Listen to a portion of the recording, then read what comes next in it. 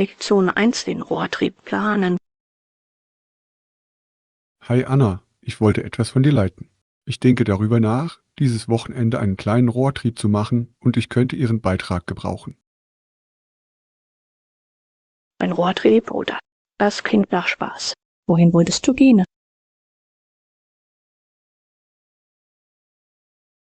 Nun, ich hatte gehofft, ein paar nahegelegene Städte zu erkunden. Aber ich wollte sicherstellen, dass ich die beste Route ausfindig mache, um größeren Verkehr oder Verzögerungen zu vermeiden. Das ist eine kluge Idee. Haben Sie darüber nachgedacht, eine GPS-Navigation-App zu planen, um Ihre Route zu verwenden? Eine GPS-App? Das ist ein toller Vorschlag. Haben Sie Empfehlungen für zuverlässige, die mir helfen können, Staus zu vermeiden?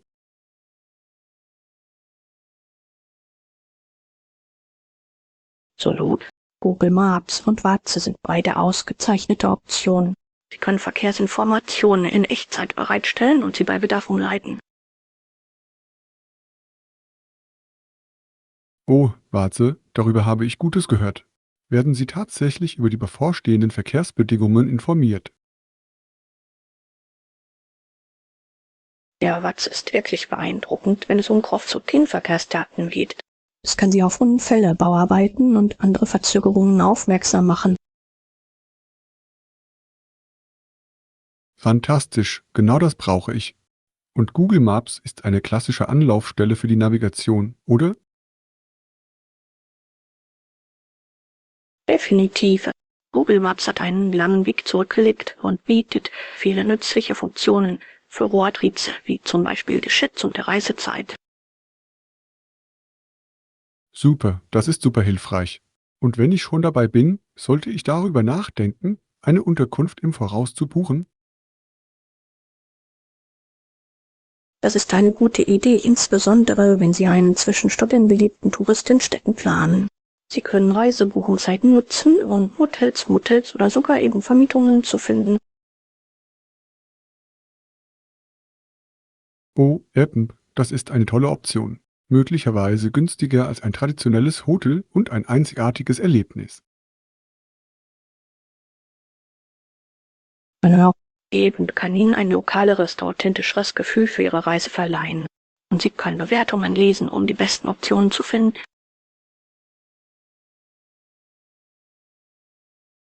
Wunderbar, das sind alles wirklich hilfreiche Ratschläge. Ich habe das Gefühl, dass ich jetzt auf dem richtigen Weg bin, einen tollen Rohrtrieb zu planen. Fantastisch.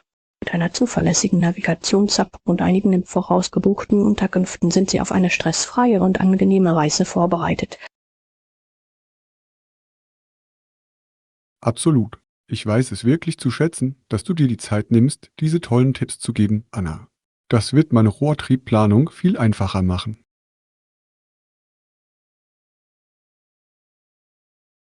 Ich helfe gern, John.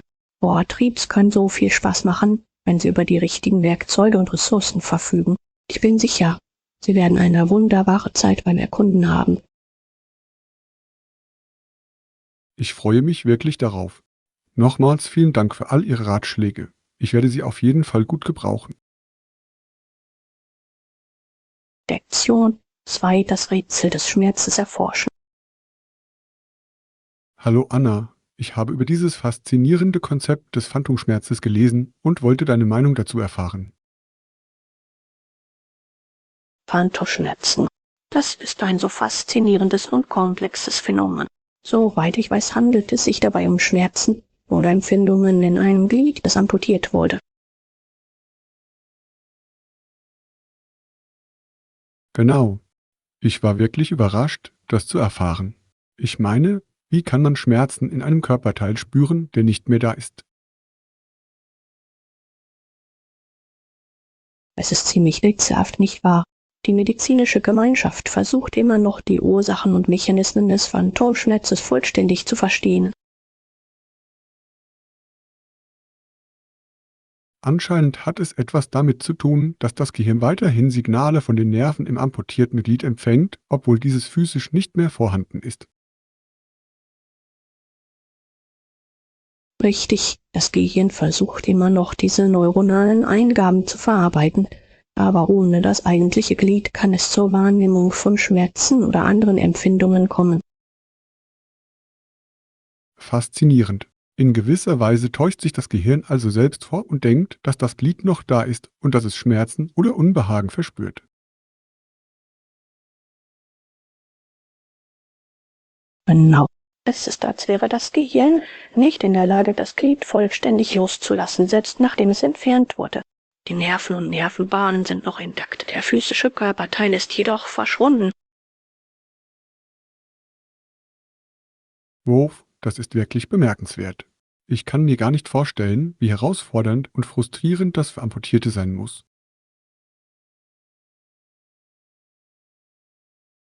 Absolut. Phantomschmerzen können unglaublich schwächend und schwer zu behandeln sein. Forscher erforschen immer noch verschiedene Behandlungen und Therapien, um die Krankheit zu lindern.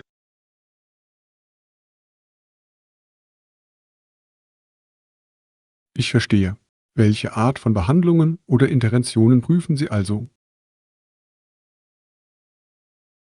Nun, einige Ansätze beinhalten Dinge wie eine Spiegeltherapie, bei der der Patient visualisiert, wie sich seine fehlenden Gliedmaßen bewegen, oder sogar die Verwendung virtueller Realität, um diese Illusion zu erzeugen. Interessant. Ich denke, die Idee besteht darin, zu versuchen, die Wahrnehmung und Integration des fehlenden Glieds durch das Gehirn zurückzusetzen. Genau. Das Ziel besteht darin, die Nervenbahnen, die immer noch diese Schmerzsignale an das Gehirn senden, irgendwie zu unterbrechen oder außer Kraft zu setzen, auch wenn das Glied nicht mehr vorhanden ist. Faszinierend. Ich hatte keine Ahnung, dass das Gehirn so hartnäckig an einem physischen Teil des Körpers befestigt sein könnte, der nicht mehr vorhanden ist. Es ist wirklich bemerkenswert. Die Verbindung zwischen Gehirn und Körper ist so komplex und kompliziert. Phantomschmerzen verdeutlichen nur, wie tief verwurzelt diese neuronalen Muster sein können. Absolut. Das war ein wirklich aufschlussreiches Gespräch. Ich habe das Gefühl, dass ich dieses faszinierende medizinische Phänomen jetzt viel besser verstehe.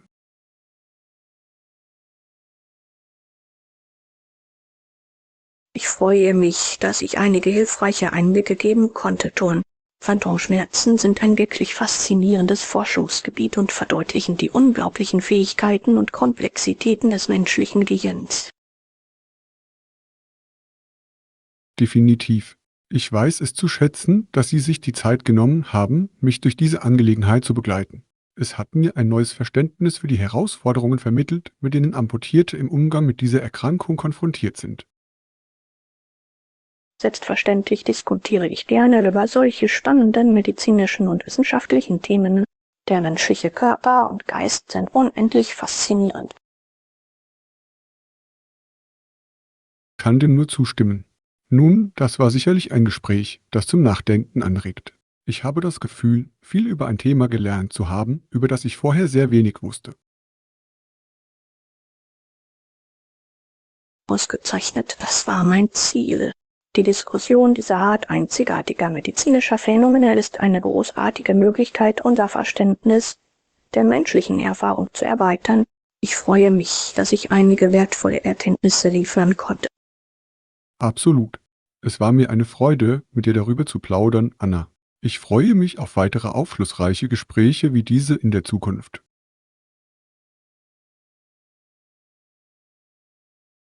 Lektion 3: Die perfekte Ferienwohnung finden.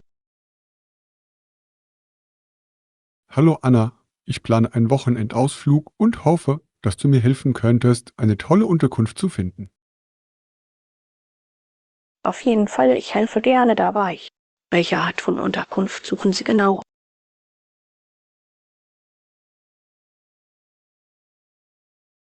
Nun, ich hatte gehofft, eine gemütliche kleine Ferienwohnung zu finden, vielleicht ein Airbnb oder etwas ähnliches. Irgendwelche Empfehlungen in der Gegend? Lass mich nachdenken. Hier gibt es einige gute Möglichkeiten. Haben Sie einen bestimmten Standort im Sinn oder sind Sie offen für Vorschläge?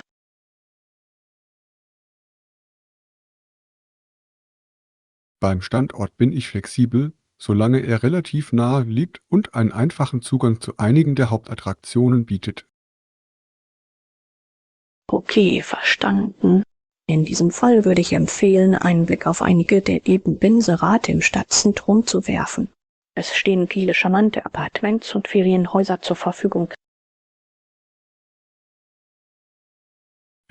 Oder? Das ist eine tolle Idee. Ich habe auf dieser Plattform viel Positives über die Ferienwohnungen gehört.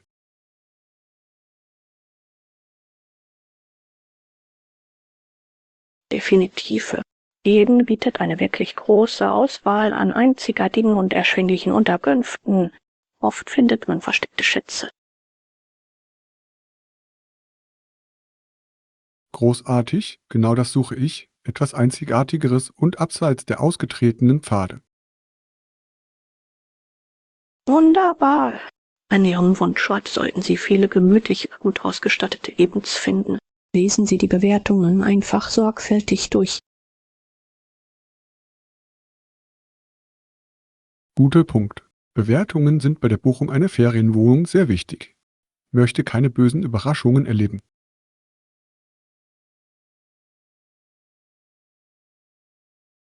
Genau. Die Bewertungen können Ihnen wirklich einen guten Eindruck von der Unterkunft, der Reaktionsfähigkeit des Gastgebers und der allgemeinen Gästezufriedenheit vermitteln. Definitiv. Ich werde die Bewertungen auf jeden Fall gründlich durchgehen, bevor ich eine Buchung vornehme. Gibt es sonst noch etwas, was ich beachten sollte? Noch ein paar Tipps. Versuchen Sie, Ihren Mietwagen nach Möglichkeit ein paar Wochen im Voraus zu buchen, um die beste Auswahl und die besten Preise zu erhalten. Und suchen Sie nach Orten mit guten Annehmlichkeiten, die Ihren Bedürfnissen entsprechen. Verstanden, das macht sehr viel Sinn. Frühzeitiges Buchen und das Finden der richtigen Annehmlichkeiten werden von entscheidender Bedeutung sein. Gibt es sonst noch etwas, was ich wissen sollte? Und vielleicht möchten Sie auch die Check-in-Check-out-Zeiten berücksichtigen, um sicherzustellen, dass sie mit Ihren Reiseplänen übereinstimmen. Und prüfen Sie, ob für die Vermietung strenge Regeln oder Richtlinien gelten. Ausgezeichnete Beratung. Wenn Sie auf diese logistischen Details achten, können Sie einen reibungslosen und stressfreien Aufenthalt gewährleisten. Zur Not. Ich bin zuversichtlich, dass Sie mit ein wenig Recherche und Planung das perfekte Eden für Ihren Wochenendausflug finden werden. Wunderbar, das war super hilfreich. Ich weiß es wirklich zu schätzen, dass Sie sich die Zeit genommen haben, all diese tollen Tipps zu geben. Ich fühle mich viel besser vorbereitet, mit der Suche zu beginnen.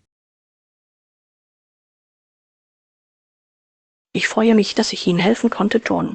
Die Buchung einer Ferienunterkunft kann etwas schwierig sein, aber das Befolgen dieser Richtlinien sollte Ihnen dabei helfen, eine tolle Unterkunft zu finden. Fantastisch, ich werde all diese Ratschläge auf jeden Fall gut gebrauchen. Nochmals vielen Dank, Anna. Ich gebe euch Bescheid, wie die Buchung verläuft. Hört sich gut an. Ich freue mich darauf, von Ihrem Mietfund zu hören. Viel Spaß beim Planen Ihres restlichen Wochenendausflugs. Werde ich machen, vielen Dank. Dieses Gespräch war eine große Hilfe. Wir sprechen später.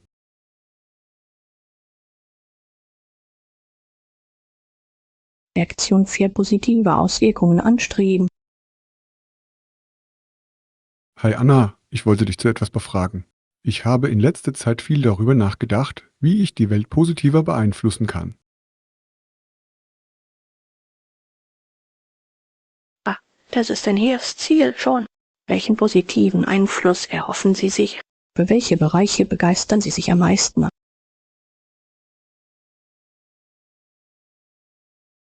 Nun ja, ich habe viel in mir selbst geforscht und ich habe das Gefühl, dass ich möchte, dass meine Arbeit und mein Leben etwas Sinnvolles beitragen. Wissen Sie, ich möchte nicht nur Geld oder Status hinterherjagen.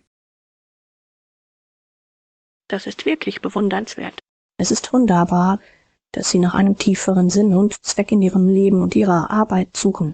Welche Ursachen oder Probleme interessieren Sie am meisten?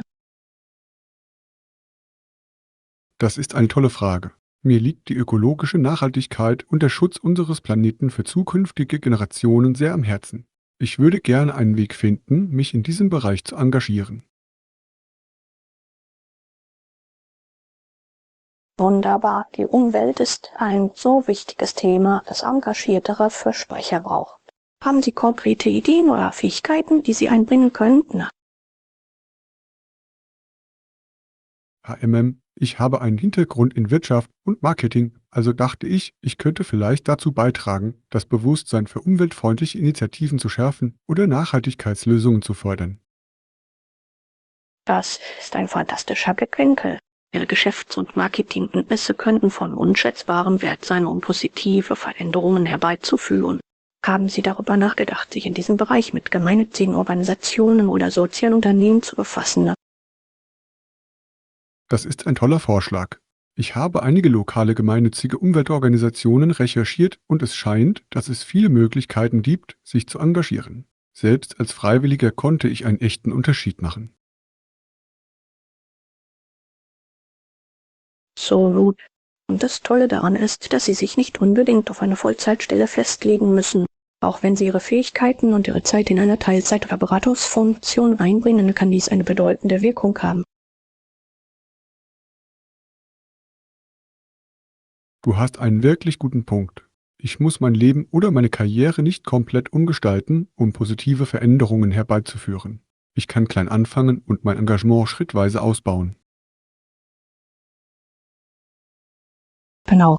Und wer weiß, Ihre anfängliche ehrenamtliche oder beratende Tätigkeit könnte sogar zu neuen beruflichen Möglichkeiten führen, die Ihren Werten und Zielen entsprechen.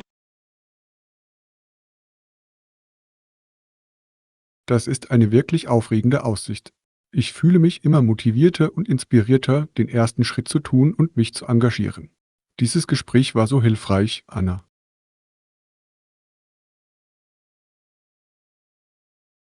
Ich bin so froh, das zu hören, Joan.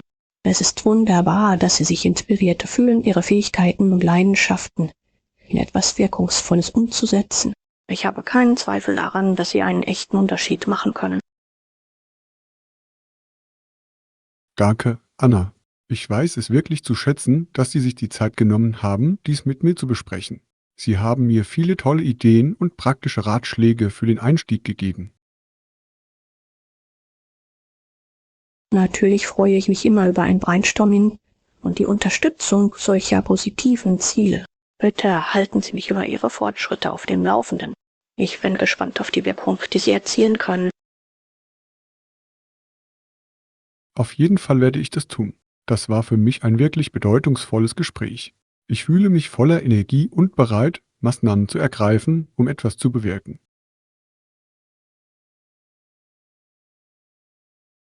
Das ist fantastisch, John. Ich bin zuversichtlich, dass Sie erstaunliche Dinge tun werden. Denken Sie daran, sich auf die positiven Auswirkungen zu konzentrieren, dann wird sich alles von selbst ergeben. Sie haben recht, das ist das ultimative Ziel, einen echten, spürbaren Unterschied zu machen, egal wie groß oder klein. Ich freue mich darauf, loszulegen. Nochmals vielen Dank, Anna. Derzeit, John, ich drücke dir die Daumen und weiß, dass du Großes leisten wirst. Ich wünsche Ihnen alles Gute in diesem neuen Kapitel des Strebens nach positiver Wirkung.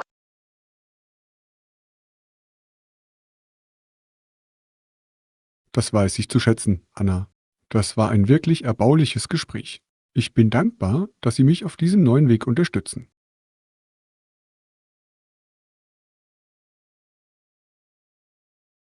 Lektion 5: Campus-Politikdebatten. Hallo Anna, ich wollte deine Meinung zu dieser Campus-Debatte über Universitätspolitik erfahren. Campus-Richtlinien. Was genau ist das Thema, über das diskutiert wird? Soweit ich weiß, gibt es bestimmte gesellschaftliche Gruppen auf dem Campus, die darauf drängen, dass die Universität einige ihrer offiziellen Richtlinien überdenkt. Ich verstehe. Und was hoffen diese Gruppen an der aktuellen Politik zu ändern? Offenbar wollen sie, dass die Universität eine fortschrittlichere und integrativere Politik verfolgt, um weiterhin Finanzierung und Unterstützung zu erhalten. Interessant.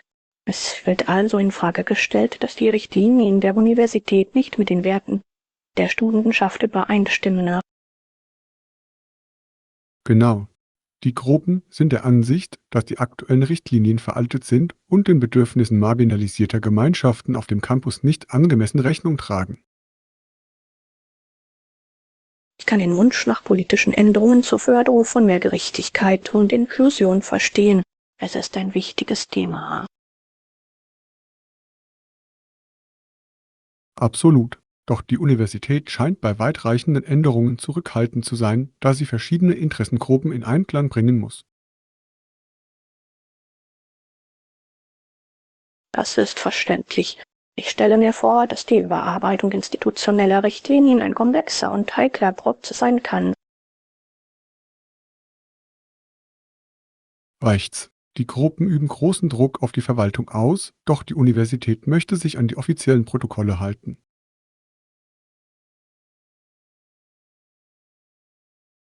Ich verstehe. Es ist also zu einer Pattsituation zwischen den studentischen Aktivisten und der Universitätsleitung gekommen. Ja, und es hat die Campusgemeinschaft wirklich gespalten. Einige unterstützen die Forderungen nach politischen Reformen, während andere der Meinung sind, dass die Universität ihre Stabilität wahren muss. Das ist eine schwierige Situation. Fortschritt und Praktikabilität in Einklang zu bringen, ist nie einfach, insbesondere im akademischen Umfeld. Genau. Es wird interessant sein zu sehen, wie sich das alles entwickelt und ob die Universität bereit ist, die von den Gruppen geforderten Änderungen vorzunehmen. Ich stimme zu. Es ist definitiv ein komplexes Thema mit gültigen Perspektiven auf beiden Seiten. Ich bin gespannt, wie die Universität damit umgeht. Ebenfalls. Diese Campus-Politik-Debatten können wirklich Licht auf die sich entwickelnden Werte und Prioritäten der Gemeinschaft werfen. Absolut. Für die Universität wird es wichtig sein, einen Weg zu finden, die Bedenken auszuräumen und gleichzeitig ihre Kernaufgabe und Prinzipien aufrechtzuerhalten. Definitiv. Es ist ein heikles Gleichgewicht, das jedoch für das Wohlergehen des gesamten Campus von entscheidender Bedeutung ist.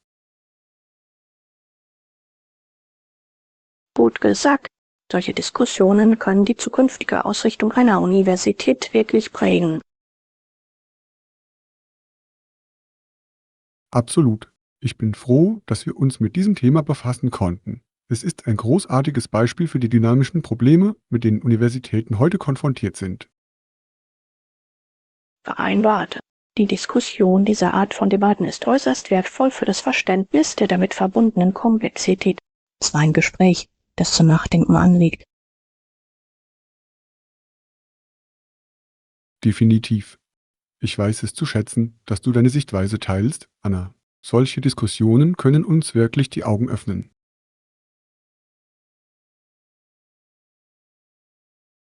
Lektion 6 entdecken Sie die vielseitige Welt der Hobbys.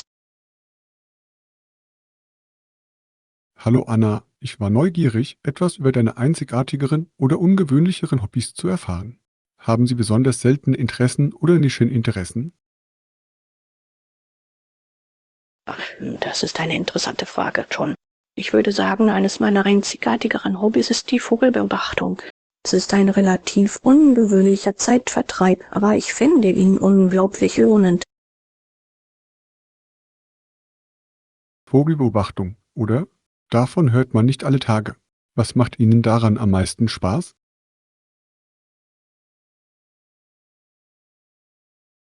Und ich liebe die Gelegenheit, in aller Ruhe die Natur zu beobachten und neue Vogelarten zu entdecken.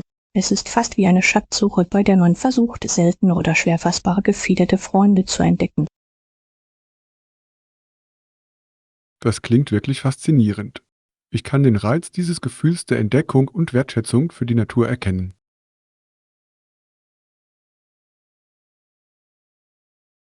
Genau. Und das Beste daran ist, dass Sie nicht einmal an exotische Orte reisen müssen. Selbst in unserem eigenen Hinterhof gibt es so viel Vogelvielfalt, wenn Sie wissen, wo Sie suchen müssen.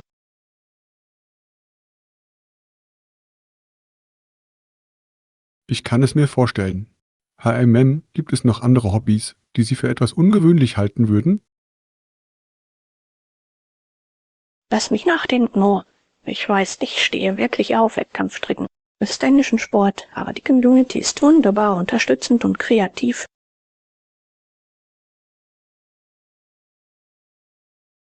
Wettkampfstricken? Das ist etwas, wovon ich noch nie gehört habe. Wie genau funktioniert das?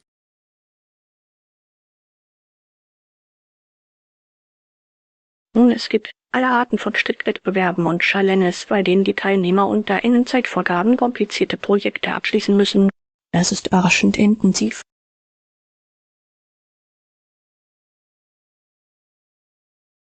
Wurf, das klingt sowohl beeindruckend als auch ein bisschen komisch. Ich kann mir einen Raum voller Leute vorstellen, die wütend stricken. Ah, ja, es ist ein wirklich sehenswerter Anblick. Aber das gezeigte Maß an Können und Handwerkskunst ist wirklich unglaublich. Es ist auf jeden Fall ein einzigartiges Hobby. Ich kann es mir vorstellen. Haben Sie noch andere skurrile Interessen, die die Leute überraschen könnten? Lass mich nachdenken, oh. Ich weiß, ich interessiere mich auch sehr für Amateurastronomie. Ich liebe die Sternbeobachtung und habe sogar ein kleines Teleskop in meinem Garten aufgestellt. Astronomie, oder? Das ist ein faszinierendes Hobby. Was macht Ihnen daran am meisten Spaß? Ich liebe das Gefühl des Staunens und der Erkundung, das mit der Erforschung des Kosmos einhergeht. Die Beobachtung des Nachthimmels hat einfach etwas Beeindruckendes und Ehrfurchtgebietendes. Das kann ich sehen. Die Sternenbeobachtung muss eine wirklich einzigartige Perspektive auf unseren Platz im Universum bieten. Genau. Es ist eine großartige Möglichkeit, ein tieferes Verständnis für die schiere Größe und Komplexität des Kosmos zu erlangen. Außerdem ist es einfach eine wunderbar beruhigende und meditative Aktivität. Das ist ein toller Punkt. Einen Schritt zurückzutreten und sich auf diese Weise mit der Natur zu verbinden, muss unglaublich erdent sein. Definitiv. Es ist ein schöner Ausgleich zur Hektik des Alltags. Einfach eine Chance, langsamer zu werden, nach oben zu schauen und die Wunder des Universums zu bestaunen.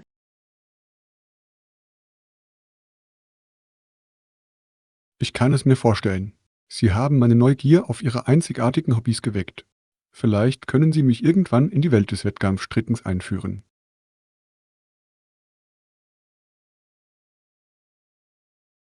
Absolut.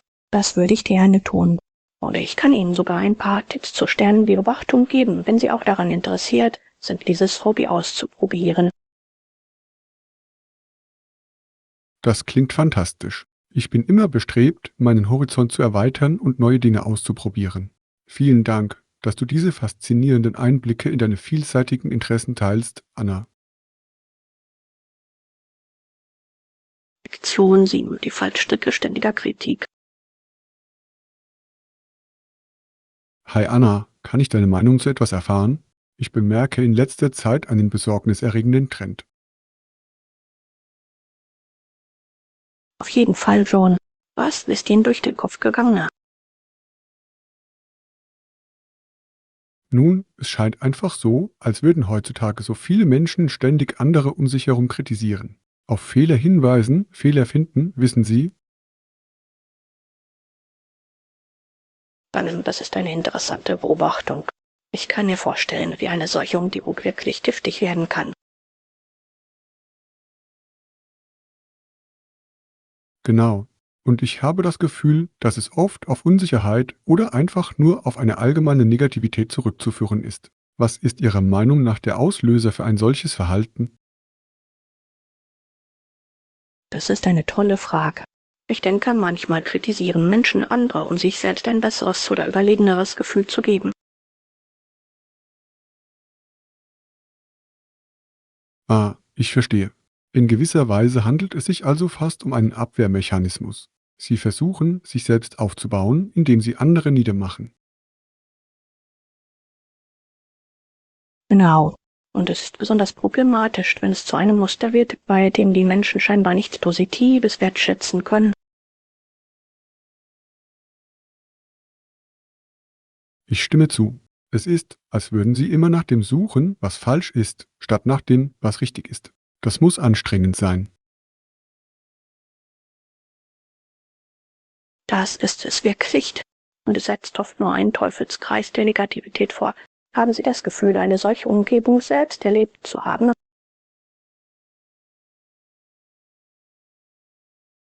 Bis zu einem gewissen Grad ja. Ich hatte Kollegen oder sogar Familienmitglieder, die ständig kleinlich waren und kritisierten.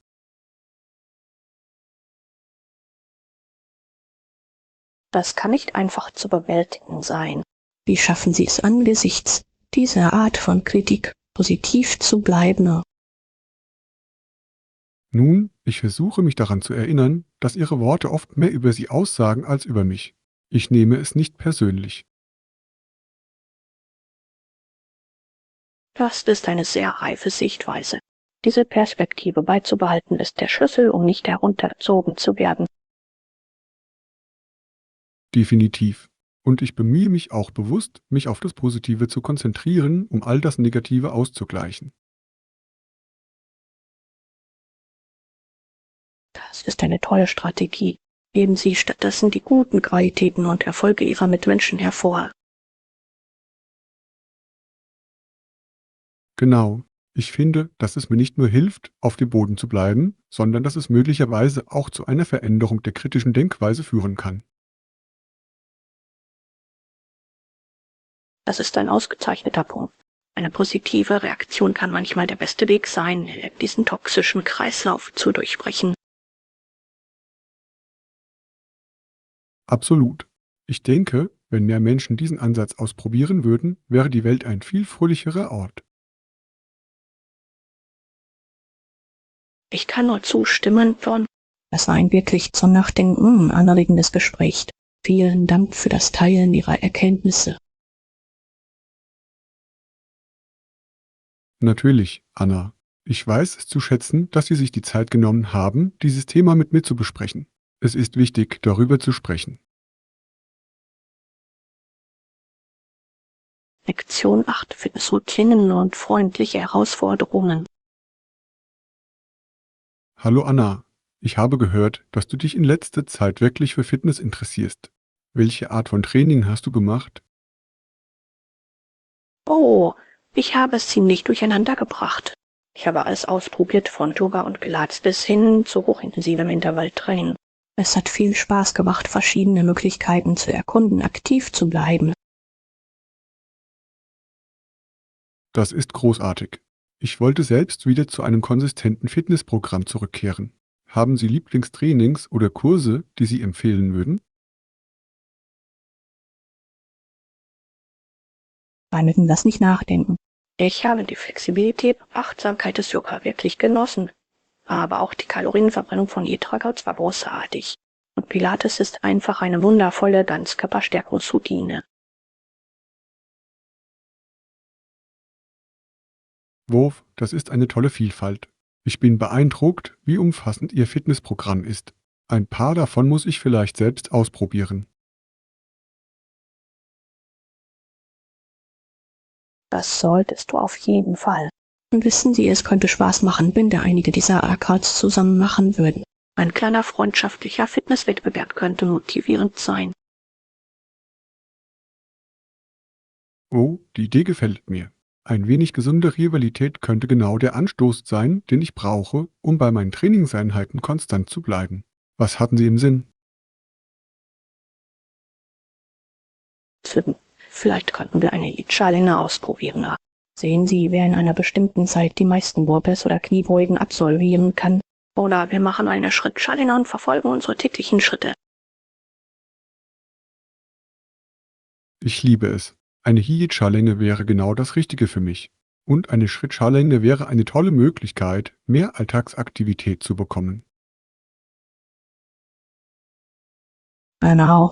Wir könnten es sogar noch etwas interessanter machen, indem wir eine kleine freundschaftliche Wette auf die Ergebnisse abschließen. Natürlich nichts allzu Verrücktes, aber vielleicht muss der Verlierer dem Gewinner Kaffee kaufen oder so. Oh, jetzt redest du. Eine Wette mit kleinen Einsätzen könnte definitiv für zusätzlichen Spaß und Motivation sorgen. Ich bin dabei. Wann möchten Sie mit dieser Fitness-Herausforderung beginnen? Wie wäre es mit diesem Wochenende? Wir können die Einzelheiten festlegen und dann mit der Schulung beginnen. Es wird so viel Spaß machen, John. Freundlicher Wettbewerb ist der beste Weg, motiviert zu bleiben.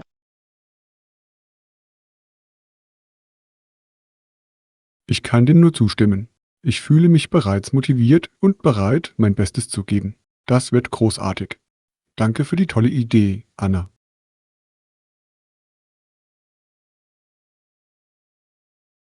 Freut mich. Ich freue mich wirklich darauf. Ein wenig gesunde Rivalität zwischen Freunden ist das perfekte Rezept für Fitnesserfolg.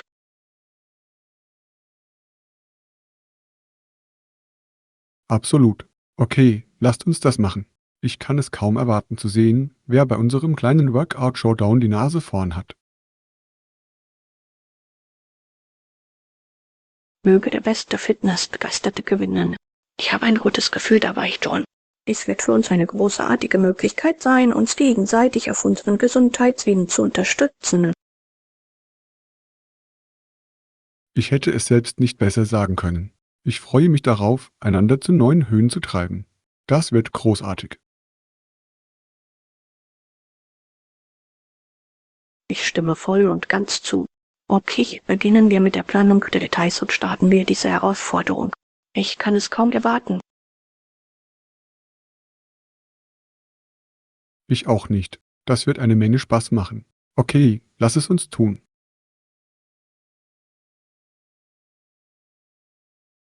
Aktion, neuen Schnäppchenjagd in Gebrauchtwarenladen. Guten Morgen, Anna. Ich hatte gehofft, Sie könnten mir ein paar Tipps geben, wie ich in Sekondhandläden tolle Schnäppchen machen kann. Ich wollte schon immer mehr Sekondhandeinkäufe tätigen. Oh, das Einkaufen. Den Sekundhandläden ist eines meiner Lieblingshobbys. Es gibt definitiv einige Insidertricks, um die besten Schnäppchen zu finden. Wo kaufen Sie normalerweise gebrauchte Artikel ein? Nun, ich wollte mir schon lange den großen Goodwill-Laden in der Innenstadt ansehen, bin mir aber nicht sicher, was mich erwarten wird. Erlauben Sie jegliche Verhandlungen über die Preise? Tolle Frage. Die meisten Sekundhandläden lassen bei der Preisgestaltung etwas Spielraum. Es schadet nie, höflich zu fragen, ob sie einen Rabatt gewähren können, insbesondere auf größere oder teurere Artikel.